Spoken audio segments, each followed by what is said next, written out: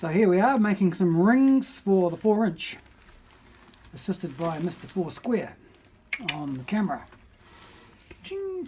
As you can see, it's not a very onerous task. You just got to pull, in this case with my right hand, oh thank you, and trap it with your left until you have enough rings on there, and then we'll join them onto the tube, the big tube, with a vice grip and put the hacksaw through it.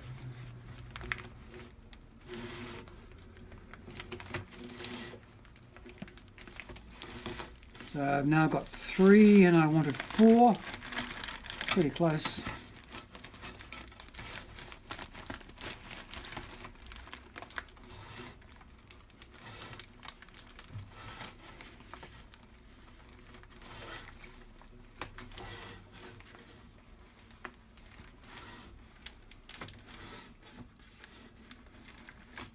And that'll just about do us.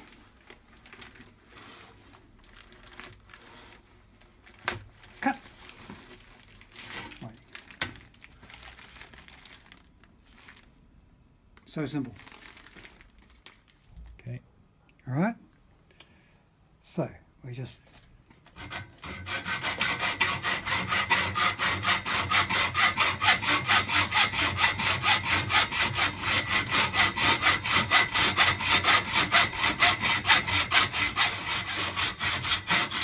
trying not to mark your expensive copper tube, you just cut most of the way through, and then we'll disassemble it and cut each one individually in the vise.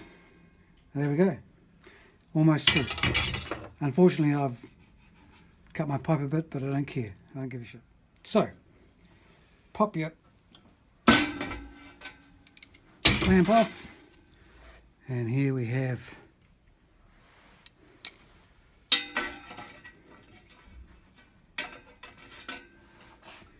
some lovely little rings.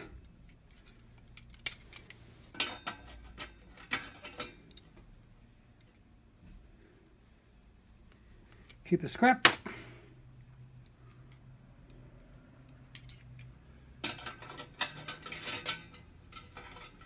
All ready to be sized when I need them.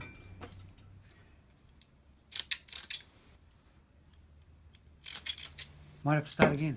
Okay, so because we've been forming them around a piece of pipe, it makes it a lot easier if we are now able to anneal them. Just be careful that you don't burn the copper. It's pretty thin. The idea is to get it to that colour there, and it'll be dead soft.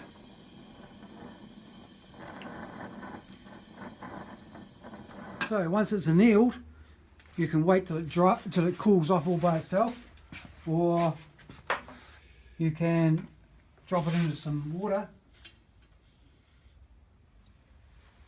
Doesn't really matter either way, hot or cold, it'll stay soft. I'm willing to do this just by hand, easily done. Each time you bend it or tap it or sand it, it will get harder.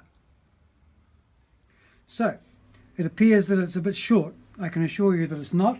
It just needs to be persuaded a little bit to be more round.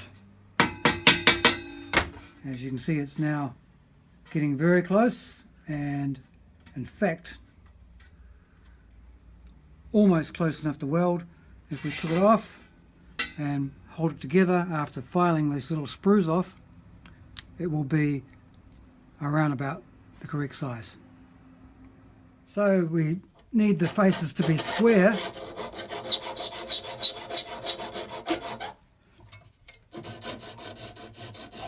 because the hacksaw always leaves a little sprue And if we take off the excess,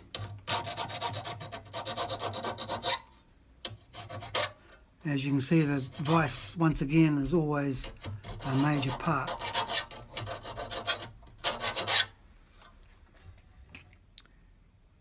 So we'll actually join that together even though it looks like it's a bit too small, and tap it on with the wooden mallet, which will make it very, very tight.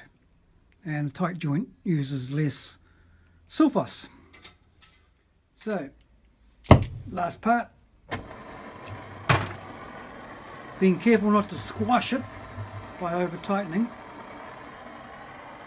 and using a slightly carburizing flame that's not too big because it's a very small piece of copper. Only ever burn one end of your rod. Get it nice and warm. Now here's the secret. Once it gets red hot, let it go black.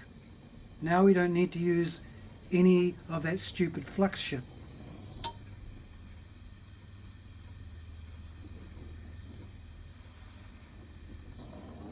Just like that.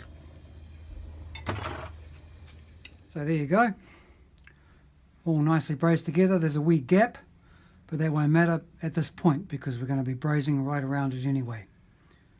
And that'll fit with a slight bit of filing where the sulphos has made a little bit of a lump.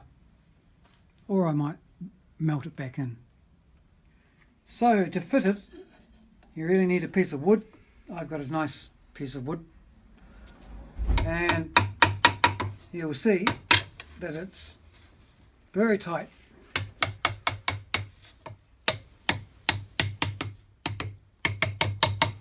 And you might also notice that I'm only just very lightly tapping it. I don't want to deform it yet. Whoop. So I'm pretty happy with that. It's a nice tight fit.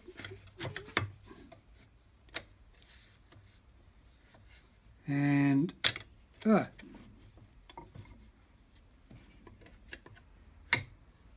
I've just lost the grip. Start again. Yeah, because I've bent it by overhitting it. Mm-hmm. But that's okay. You can do things like this.